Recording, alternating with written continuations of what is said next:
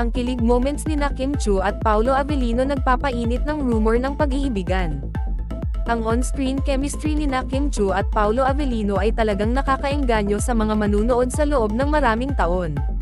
Ngayon, ang mga bulong-bulungan ng isang umuusbong na pag-iibigan ay umiikot, na pinapalakas ng isang serye ng mga kamakailang pagpapakita ng pagmamahal at mga nakakaantig na palitan.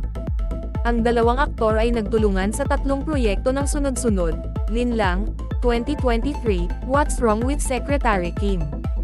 2024, at ang kanilang pinakabagong pelikula, My Love Will Make You Disappear, na nakatakdang ipalabas sa mga sinehan sa March 26, 2025. Ang malapit na pakikipag-ugnayan na ito ay tila nagpalalim ng koneksyon sa pagitan ng dalawa, na nagsimula ng mga bulong-bulungan ng isang umuunlad na pag-iibigan. Sa isang press conference para sa My Love Will Make You Disappear, ang mga aktor ay nagbiruan ng magkasama, na nagbubunyag ng mga sandali na nagpainit ng haka-haka sa mga media at tagahanga.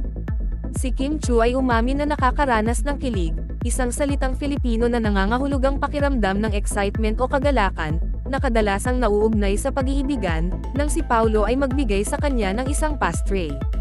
Si Paolo naman, ay umamin na nakikita niyang kaakit-akit ang ugali ni Kim na magdala ng malusog, walang karne na pagkain sa set. Ibinahagi pa niya na nakakaramdam siya ng sobrang pagmamahal kapag nakikita niya ang mga vegetarian na pagkain sa kanyang baon. Habang kinilala ng dalawang aktor ang kanilang lumalalim na closeness, nanatili silang maingat sa pag-amin ng isang romantikong relasyon.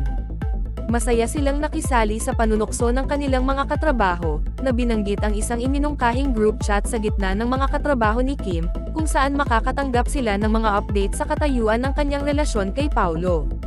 Ngunit ang kanilang masaya at nakakatuwang pakikipag-usap ay lalong nagdagdag sa kilig factor, na nagpainit ng haka-haka tungkol sa isang posibleng pag-iibigan. Parehong si Chiu at Avellino ay nakilala sa pamamagitan ng mga reality TV show.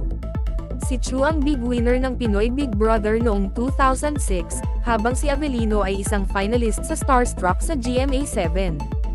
Ang kanilang magkatulad na landas sa showbiz, kasama ang kanilang mga kamakailang pakikipag-ugnayan, ay nag-apoy sa imahinasyon ng mga tagahanga na sabik na naghihintay ng kumpirmasyon ng isang romantikong koneksyon. Habang hindi pa ganap na kinukumpirma ni Chiu at Avellino ang isang relasyon, ang kanilang hindi may kakailan na chemistry at nakakatuwang palitan ay nag-iwan ng mga tagahanga at media na nagtatanong kung mayroong umuusbong na tunay na kwento ng pag-ibig sa likod ng mga eksena. Tanging ang panahon lamang ang magsasabi kung ang kilig na ito sa screen ay magiging isang tunay na pag-iibigan sa labas ng screen.